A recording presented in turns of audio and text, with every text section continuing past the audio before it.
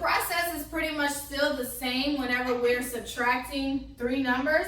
So remember, when you're adding three numbers, sometimes you have to carry over. It's the same thing. Remember, whenever we subtract, if the top number is smaller than the bottom number, we have to do what's called trade. So the process is still the same, except now it's with 3 digits instead of 2. Okay? So let's go ahead and look at the first fact. It says 327 minus 109. Okay? So let's look at, we always start with the back. So 7 minus 9. Is that possible for me to subtract 9 out of 7? No, I can't do that. So what do I need to do? Remember, like we normally do, what do we do whenever the number is smaller? We trade. But where am I going to trade from? In the middle. The middle. So what do I do to this 2? Cross it out. And change it to a? Yeah. And then what do I do here? 17. Good. Okay, so y'all think, so you have it. So you know how to do this? Yeah. Okay, so now we can subtract it. So 17 minus 9 is 8. And now remember, this is 1. This is a 1. So 1 minus 0 is 1. And then 3 minus 1 is 218. So the process is still the same. That did not change. Whenever we have to subtract and we have to trade, you always just trade in the column that's right before it, just like normal, okay? You trade, put the number less, and add that 10 to the back number or whatever number it is. Because it's not always going to be the back number you'll trade. Sometimes you have to trade from the middle, which is what we're going to do here, okay? So this one is 513 minus 282. So let's start subtracting this one. So we start with our back numbers. 3 minus 2. Can we do that? Yes. 3 minus 2? Yeah, we can. Yes, because 3 is bigger. Remember, the only time you can't do it is if your top number is smaller. So 3 minus 2 is? 1. 1. So now I have 1 minus 8. Can I do this? Yes, ma'am. No. I cannot subtract 1 minus 8, so what must I do? That's a carry. I have to trade. We are subtracting, so I have to trade. So what I do is I take 10 from this 5. It turns into 4. I add the 10 to this 1. This becomes 11. Now I can subtract it. So 11 minus 8 is 3. And then 4 minus 2 is 2. 231. Are we possibly writing this down? Well, you can. I'm about to give you some examples, but I'm just working them out first, and then the next one we do. Yes, we'll write those down. Okay, let's look at the next one. So I have $2.74 minus $1.48. Okay, so I start with my back numbers, which is 4 minus 8. Can I subtract that? No, so I need to trade. I'm going to take 10 from 7. Anytime you trade, just go to the column right before. So 10 from 7 turn into 6. This becomes 14. Now I can trade. 14 minus 8 is 6. 6. Okay. Then 6 minus 4 is 2. And then 2 minus 1 is $1.26. So that's how we do it. So now let's go ahead and practice some on our own, okay? So I'll put some up on the board that we'll practice. All right, so here's your first one. So make sure that you are writing them down. First one, 685 minus 229. Go ahead, write this one down and go ahead and subtract. Okay, all right, so let's discuss. All right, so I have 5 minus 9. I cannot do that, so I need to trade. I'll trade from this 8 because it's right before that. So 8 turns into 7. 5 becomes, well, we add 10 to the 5, it's 15. 15 minus 9 is 6. Then 7 minus 2 is 5. Remember, the 8 is gone, so don't subtract 8 minus 2 because then that would have gave you a 6 and you would have gotten it wrong. It's a 7 now. So 7 minus 2 is 5 and then 6 minus 2 is 4. 456.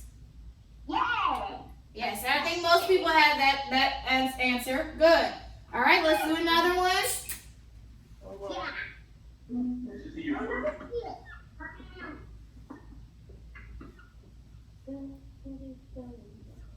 All right, here you go. 318 minus 154.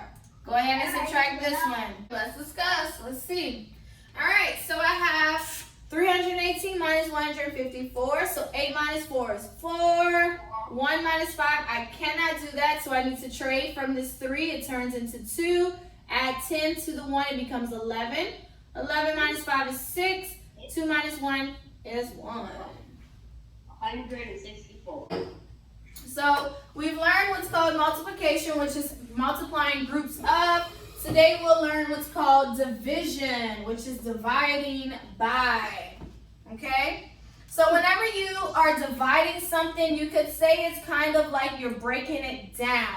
You're dividing it a certain way. You're breaking it down most of the time equally. Well, today we'll do it equally because we're dividing by 2.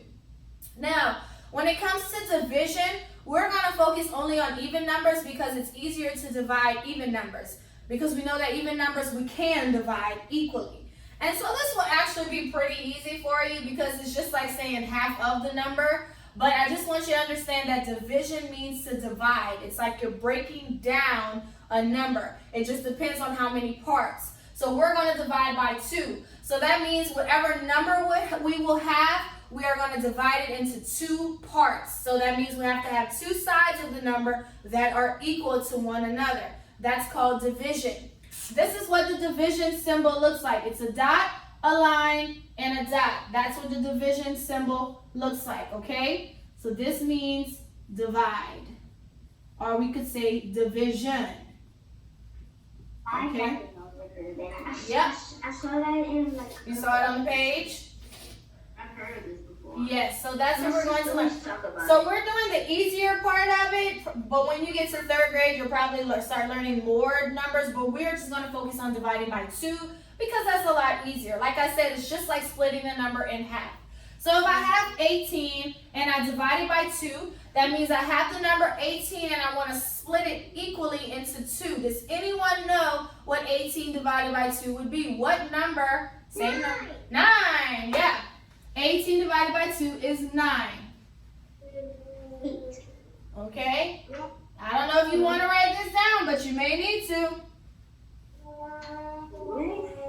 18 divided by 2 is 9.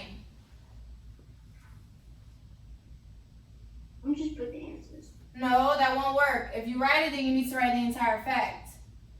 I can't. Can you move the screen down Okay. some? Is that better? Okay, so that's 18 divided by 2. Let's do 16 divided by 2. So if I have the number 16 and I split it into 2 pieces, what would that be? 8. 8, because 8 plus 8 is 16. 8 and 8 makes 16, so 16 divided by 2 is 8.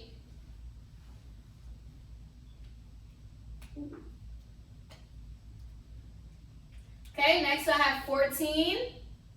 So if I have 14 and I divide it by 2, I'm splitting it equally. It will be 7. 14 divided by 2 is 7. Easy. Next I have 12. 12 divided by 2. So if I have 12 and I split it divided by 2, split it equally, I will have 6. 6 on each side because 6 times 2 is 12. And so just like, so if we have 18 divided by 2 is 9, then 9 times 2 is 18. So it's like you can read it backwards, forward and backwards, okay? Next I have 10 divided by 2. So if I have 10 and I split it equally, I will have 5. 10 divided by 2 is 5. Okay, next I have 8. I'm going fast, but I'm going to leave it up for you to write. I'm going through it first. So 8 divided by 2. If I have 8 and I split it equally, I will have 8 divided by 2. 4. Yes. 4. 8 divided by 2 is 4. 6. If I have 6 and I split it equally, divided by 2, split it in 2, I will have 3.